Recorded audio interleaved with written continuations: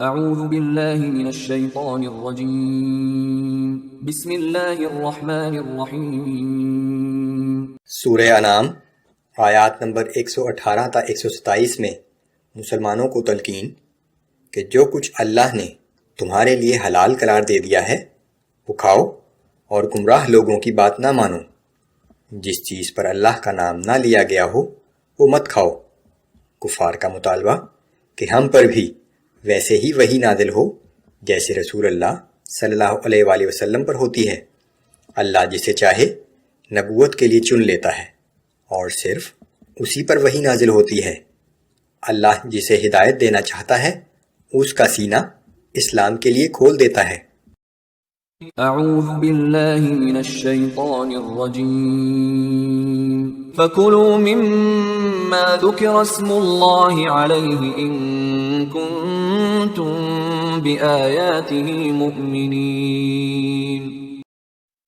پھر اگر تم لوگ اللہ کی آیات پر ایمان رکھتے ہو تو ان حلال جانوروں میں سے کھاؤ جس پر ذبح کرتے وقت اللہ کا نام لیا گیا ہو۔ وَمَا لَكُمْ أَلَّا تَأْكُلُوا مِمَّا ذُكِرَ اسْمُ اللَّهِ عَلَيْهِ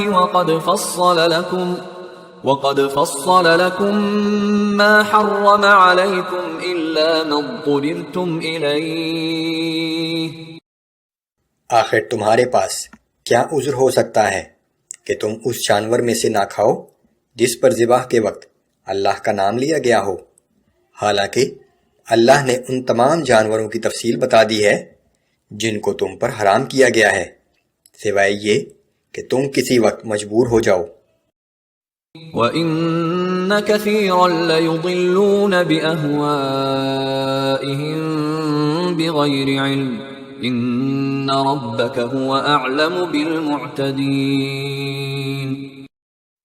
اور یقیناً بہت سے لوگ ایسے ہیں کہ بلا کسی علم و تحقیق کے محض اپنی خواہشات کی بنا پر لوگوں کو بہکاتے پھرتے ہیں۔ بے شک آپ کا رب ان حد سے تجاوز کرنے والوں کو خوب جانتا ہے۔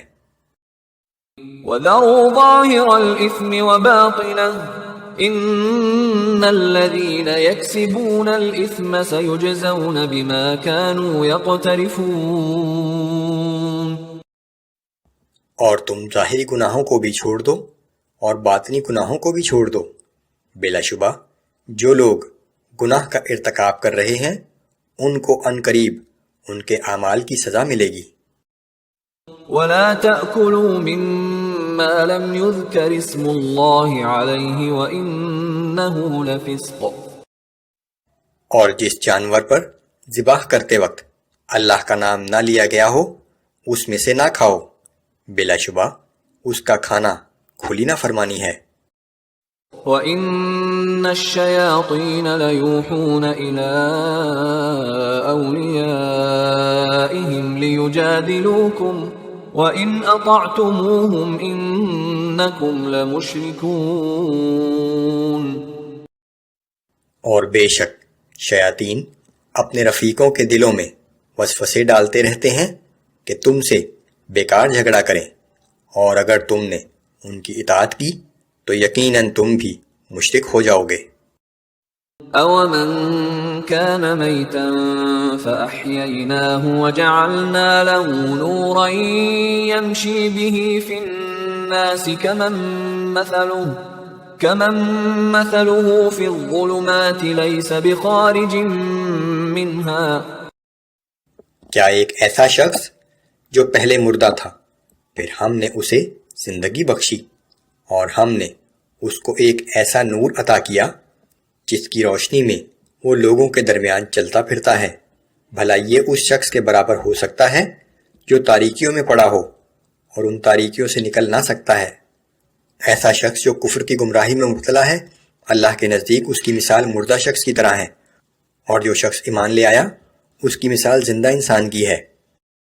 كَذَلِكَ زُيِّنَ لِلْكَافِرِينَ مَا كَانُوا يَعْمَلُونَ۔ اسی طرح کافروں کے وہ برے اعمال جو وہ کر رہے ہیں ان کی نظر میں خوشنما بنا دیے گئے ہیں۔ وَكَذَلِكَ جَعَلْنَا فِي كُلِّ قَرْيَةٍ أَكَابِرَ مُجْرِمِيهَا لِيَمْكُرُوا فِيهَا، اسی طرح ہم نے ہر بستی میں اس کے بڑے بڑے مجرموں کو موقع دیا ہے کہ وہ اس بستی میں مکر و فریب کرتے رہیں۔ وَمَا يَمْكُرُونَ إِلَّا بِأَنفُسِهِمْ وَمَا يَشْعُرُونَ، در حقیقت وہ اپنے آپ ہی کو دھوکہ دے رہے ہیں، لیکن ان کو اس بات کا بھی شعور نہیں ہے۔ وَإِذَا جَاءَتْهُمْ آيَةٌ قَالُوا لَن نُّؤْمِنَ حَتَّى نُؤْتَى مِثْلَ مَا أُوتِيَ رُسُلُ اللَّهِ أَعْلَمُ حَيْثُ يَجْعَلُ رِسَالَتَهُ، اور جب ان کے پاس کوئی نشانی آتی ہے تو کہتے ہیں ہم تو اس وقت تک ایمان نہ لائیں گے جب تک ہمیں بھی وہی کچھ نہ دیا جائے جو اللہ کے رسولوں کو دیا گیا ہے، لیکن یاد رکھو کہ اللہ ہی بہتر جانتا ہے کہ وہ اپنا منصب رسالت کس کو بخشے۔ منکرین کا کہنا تھا کہ ہم اس وقت تک ایمان نہیں لائیں گے جب تک وہ ساری نشانیاں جو رسول کو دی جاتی ہیں ہمیں بھی نہ دی جائیں، ہم پر بھی وہی نازل ہو۔ سَيُصِيبُ الَّذِينَ أَجْرَمُوا صَغَارٌ عِندَ اللَّهِ وَعَذَابٌ شَدِيدٌ بِمَا كَانُوا يَمْكُرُونَ۔ ان قریب ان مجرموں کو اپنی مکاریوں کی پاداش میں اللہ کے ہاں ذلت اور سخت عذاب سے دوچار ہونا پڑے گا۔ فَمَن يُرِدِ اللَّهُ أَن يَهْدِيَهُ يَشْرَحْ صَدْرَهُ لِلْإِسْلَامِ، جس شخص کو اللہ ہدایت دینا چاہتا ہے اس کا سینہ اسلام کے لیے کھول دیتا ہے۔ وَمَن يُرِدْ أَن يُضِلَّهُ يَجْعَلْ صَدْرَهُ ضَيِّقًا حَرَجًا كَأَنَّمَا يَصَّعَّدُ فِي السَّمَاءِ، اور جس شخص کو اللہ گمراہ کرنا چاہتا ہے اس کے سینے میں اتنی گھٹن پیدا کر دیتا ہے جیسے وہ بڑی دقت سے بلندی کی طرف آسمان پر چڑھ رہا ہو۔